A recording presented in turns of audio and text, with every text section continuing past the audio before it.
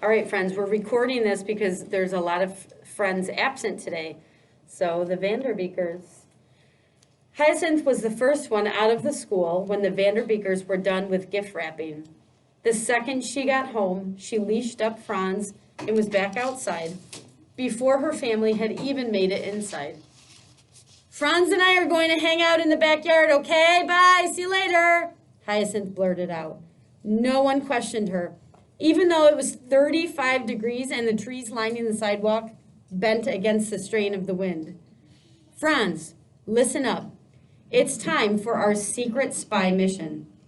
First, they stopped by the alley where Papa kept the gray trash cans and blue recycling bins.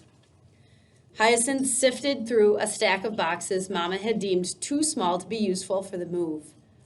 After choosing the perfect one, Hyacinth and Franz made their way to the hydrangea bush in the corner of the backyard just beyond the big oak. Underneath the bush was a family of cats. Hyacinth had been feeding the mama a sleek black cat she had named Francesca Priscilla Arlington for the last 2 months and had salvaged a small wooden cabin abandoned on the sidewalk for her to live in after she gave birth, to her litter 6 weeks ago. The cabinet was lined with old fuzzy blankets Hyacinth had procured from Miss Josie and Mr. G. Franz tilted his head and one ear twitched. He stuck his face inside the cabinet and nuzzled the 3 kittens, who responded by batting his nose playfully. Hyacinth stroked Francesca Priscilla Arlington and leaned down to kiss her hand. For a moment, Hyacinth's resolve faltered. But then, as if her father was right next to her whispering in her ear, Hyacinth remembered something. Until one has loved an animal, a part of one's soul remains unawakened. Hyacinth took a deep breath, then lifted the little black kitten with the smudges of white fur on her paws out of the cabinet.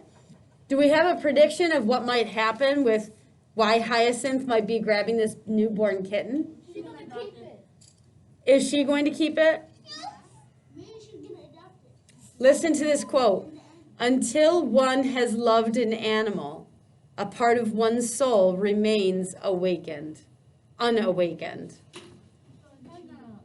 going to adopt it because one of her passions is not awake. Just like, do we have to cover it by the multiplication or can we just color it? Yeah, go ahead and just color it.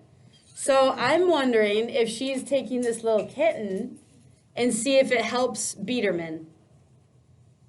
Do you think maybe she'll give this kitten a Biederman? No. He's a dirty I don't know. bear. It's a possibility. He's a dirty bear. Hyacinth took a deep breath, then lifted the little black kitten with the smudges of white fur on her paws out of the cabinet. We're going to take real good care of your baby, Hyacinth whispered to Francesca Priscilla Arlington. She placed the kitten in the box, removed her own scarf, a rainbow-colored piece she had knitted herself, and tucked it around the kitten. Kitten and box in hand, Hyacinth led the way out of the alley and back up the brownstone's front stairs. She entered the first-floor hallway, crept along the walls on tiptoe, and looped the end of Franz's leash to the doorknob that led to their apartment. She kissed Franz on his cold nose. "You must be very, very quiet," she whispered to him. Franz looked back into her hazel eyes, and Hyacinth knew in her soul that he understood the importance of this moment. Hyacinth commenced, that means began, the final stage of her super spy mission. Up she went to the 3rd floor with the box in her arms. Her hands shook when she laid the box in front of the Biederman's door. She clenched a trembling hand into a fist, paused only slightly, then banged on the door. Down 2 flights of stairs she flew before grabbing Franz's leash off the door handle and disappearing into her apartment. The sound of her pounding heart so filled her ears that she couldn't tell whether the door on the 3rd floor had opened or not. Chapter 19. Before I keep reading, I'm going to count out the pages so we can be done before Christmas break. Hang on. We started there. Savion, please stop making that noise. Savion, I'm not going to ask you again, okay? 1, 2, 3, 4, 5, 6, 7, 8, 9, 10, 11, 12, 13, 14, 15. All right, so right around there.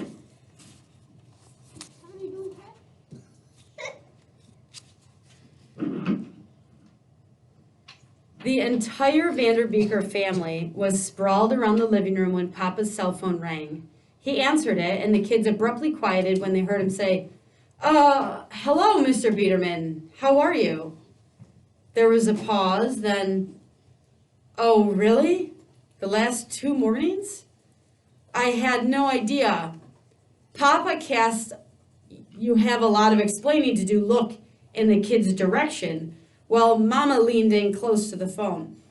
Do you know what I'm talking about when I say Papa cast a look like you got a lot of explaining to do? What do you think he might have looked like? What kind of face did he make? Eliani, make a face. Yeah, like, let me see, Savion. Yep. You want to try, Xavier? Yeah, go ahead. Yep. Abdul Malik. Let me see. Yeah, you're like, oh, one eyebrow up, you're like, oh, we about to talk. That kind of. He said the last 2 mornings. So yeah, so. Knocking on his door the last 2 mornings. Yes. How okay. was that happening? All right, go find your seats. Let's find out what happens. Not funny. Oh, the last 2 mornings, I had no idea. Papa cast, you have a lot of explaining to do, look in the kid's direction, while Mama leaned in close to the phone. The Vanderbeeker kids gave each other uneasy glances before backing up in the direction of the stairs. I'm very surprised, Papa continued, glaring at his kids. That doesn't sound like them. You saw them out your window? I see. I will definitely talk with them. That is completely unacceptable, and I'm very sorry. Papa's glare at his retreating children intensified as he pointed one stern finger at them, then to a spot on the ground 1 foot away from them. So he's like this. He's on the phone. He's like, you get over here. That kind of thing. That's what I would say anyways in my house. I'm very sorry, Mr. Biederman. The sudden move has been hard on them. I'm sure you can understand that. The kids arrived at the designated spot in front of Papa and stared at the ground. Yes, of course. We'll be out by December 31st, maybe earlier. Again, Mr. Biederman, I'm so sorry. I hope you have a happy Papa stopped and looked down at the phone screen. That man just hung up on me, Papa muttered. He set the phone on top of the side table and turned slowly to face the kids. Anything you want to tell me? Papa asked, looking at each of his kids. No one said anything. That was Mr. Biederman, Papa said. He told me about a petition that you kids put together. He is very, very upset. Isa twisted her fingers together. Jessie looked straight ahead at a crack in the brownstone wall. Oliver's eyes darted to each of his siblings in a panic. Hyacinth's eyes filled with tears as she reached down to stroke Franz's ears. Lainey was Lainey's the youngest. Lainey was the only one looking up at Papa with glum brown eyes. Mr. Biederman is furious, not only about the petition, but because someone, and from the way he described her, it sounded like it might be your friend Allegra, figured out his phone number and circulated it throughout the neighborhood. The twins grimaced while Papa continued. People have been calling him all day, demanding that he renew our lease. He had to disconnect his phone. Hyacinth held her breath, waiting for Papa to bring up the kitten, but he didn't. Oliver spoke up. Well, we thought it would encourage him to let us stay if he knew how many people loved us in the neighborhood, he explained. I know you kids love the brownstone. Your mama and I love it too. You cannot do things like this.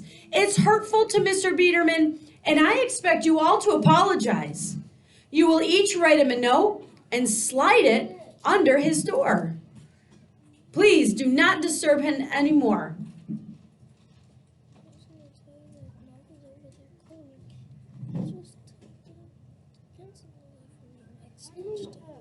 I think you're all done. Remember, we're recording. I'm wondering if I can just keep going. You guys can work this out.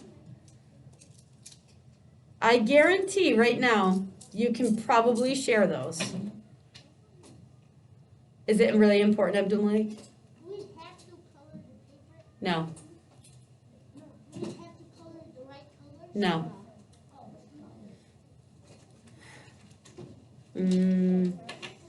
You will each write him a note and slide it under his door. Please do not disturb him any more. Understood? The petition was my idea, Issa said, a flush covering her cheeks. We didn't know Allegra would have people call him, she added quickly. I just wanted to show the Biederman how important this place is to us. I can see how the petition was wrong, and I'm sorry. I'm really, really sorry. Issa looked at her siblings. Hyacinth's face was pale. Lainey was openly crying. Jessie was yanking at a loose thread on her t-shirt. Oliver was grinding the toe of his sneaker into the wooden floor. Issa took a deep breath. We have something else to tell you, Issa said.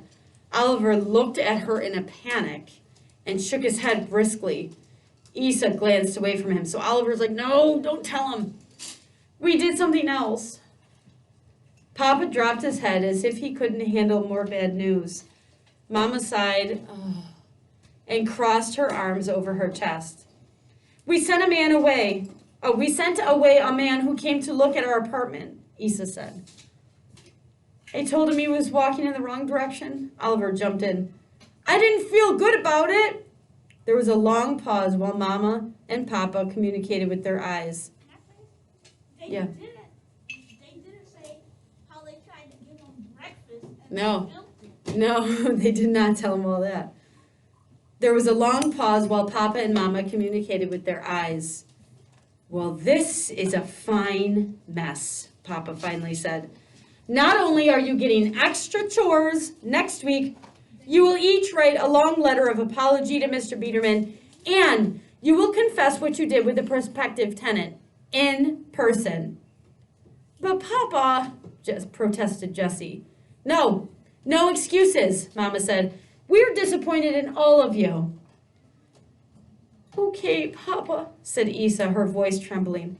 I'll make sure we apologize right. She felt the weight of failure hanging heavy on her heart. Failing to convince the Biederman that they were worth keeping, failing to hold on to their home, failing her parents, failing. Papa finally broke the silence. I know this has been hard on you kids, he said. I wish I could have. He paused and shook his head, and instead of finishing his sentence, he opened his arms and Issa fell into him, sobs pouring out of her. After a moment, the other kids and Mama gathered in, mourning all the things they could not hold on to. The Vanderbeeker kids headed upstairs to Issa and Jessie's bedroom, where the only sound was rattle of the windows in their frames from the winter winds. Issa still refused to look at or speak to Jessie. Hyacinth helped Lainey write, I'm sorry, love Lainey, before writing her own apology letter. Jessie watched Issa slip the CD she had made for the Biederman into an envelope. When everyone was done, they trudged upstairs. Hyacinth was relieved to see that the kitten and the box were gone. The Vanderbeeker kids took turns sliding their letters of apology under the door. Oliver pushed through Mr. Rochester's business card last. A sticky note was attached to the card with a hasty scribble on it that said, he's the right guy for the brownstone. Who's ready for Christmas? Auntie Harrigan and Uncle Arthur were waiting in the living room. with huge smiles, tinsel draped around their necks, and Santa hats on their heads. So this is later that day, when the Vanderbeekers returned from their trip to the Biederman's apartment. Auntie Harrigan had altered her hair again. This time, Told us about that. Auntie Harrigan? yeah, this is the first we're hearing about this character. You're right. They've mentioned her and that she's coming over for Christmas, but we haven't met her yet. This time it was dyed bright red and cut super short and spiky. Uncle Arthur had grown a grizzly beard and was wearing a plaid flannel work shirt with paint-splattered jeans. They were holding piles of presents all wrapped decadently in striped paper and abundant ribbons. The kids tried their best to look happy. I must admit, said Auntie Harrigan, as she pulled the kids in for a hug, I'm not used to such glum reactions when you kids see me. Did I forget someone's birthday? Miss an important dance concert or a big basketball game? The kids shook their heads, then one by one they told her the story of the Biederman and the move. Auntie Harrigan, who had already heard about their impending move from Papa, sat herself down on a cardboard box full of packed books and listened to every word. After the kids finished, sorry, my mask was falling down. Where am I? After the kids finished, there was a prolonged period of silence while Auntie Harrigan chewed on her lip, deep in thought.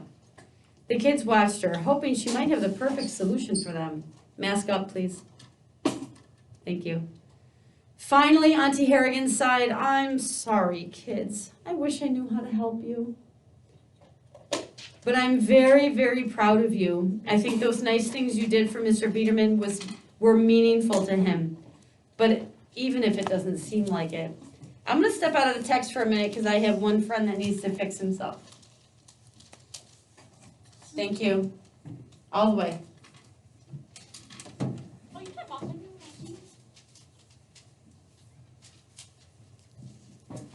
You can sit under your desk. We're not lying down under our desks. The kids nodded, unbelieving. Auntie Harrigan stood up and clapped her hands. If it's going to be the last Christmas Eve dinner here, we better make it a really, really great one. Your mom told me that you ladies are cooking for us tonight. What a treat. Oliver mimed gagging motions that everyone ignored. What's a gagging motion? Like.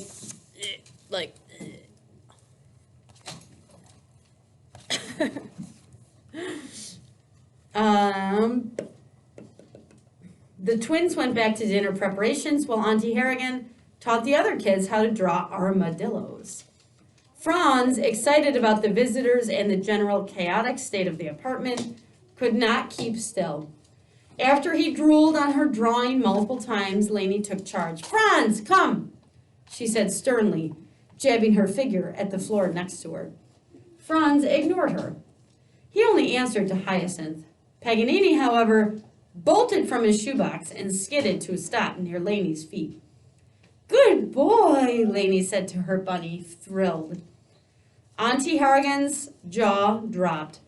Does that bunny know commands? Oliver scoffed. That bunny? His brain is the size of an acorn. Lainey looked like she was either going to protest or burst into tears. But she was saved from both when Mama entered the living room with an announcement. I just got off the phone with Miss Josie, Mama called out. Change of plans. We're going to gather in their apartment for dinner. We thought it would be easier given, Mama gestured at the mess of boxes stacked in unstable piles throughout the living room. Auntie Harrigan accompanied Mama to the second floor to help set up, while Papa and Uncle Arthur carried up a long folding table followed by a dozen folding chairs. Lainey put Paganini in his carrier, detained only briefly by Mama, who successfully tried to make a case that Paganini would be more comfortable at home. The twins went to their room to change clothes. When Uncle Arthur came down to retrieve more chairs, he caught Oliver examining the food. What's the verdict? He asked. Excuse me. Oliver knew Uncle Arthur was referring to Oliver's running tally of the twins' edible versus inedible meals. The twins were currently at 43% success rate. We're almost done, guys. Yep. We'll do one right after this, but we have 2 more pages. I'm scared to try it, Oliver replied, poking at a piece of blackened vegetable. Come on, how bad could it be? When I was little, your grandma made us eat fried rabbit livers with pepper jellies. You kids have it easy. We got blackened vegetables on the good days. Oliver dipped the ladle into the beef stew. I won't tell Laney and Hyacinth that you're a rabbit killer if you eat this bite of stew. And no spitting it out. He held up the ladle to his uncle. I double dog dare ya. Nope.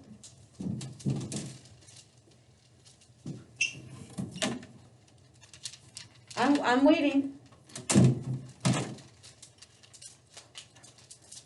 Ellis, I need you to have a seat. Thank you. Oh, Ha! Uncle Arthur scoffed. Easiest dare ever. He took the ladle from Oliver and tipped it into his mouth.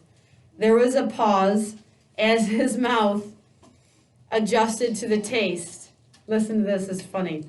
Then he sprinted to the sink and spit it out. Salty! Need water! He gasped, gulping water directly from the faucet spout. When he recovered, he returned to Oliver. You win. At least the bread's from Castleman's, Oliver offered. Bread and water for dinner, said Uncle Arthur. So much for their last Christmas Eve in the brownstone. Buddy, you are struggling right now. If you need to go back to your desk, Savion, if you need to go back to your desk, you're more than welcome to do so. Please do not push things under my desk. Thank you.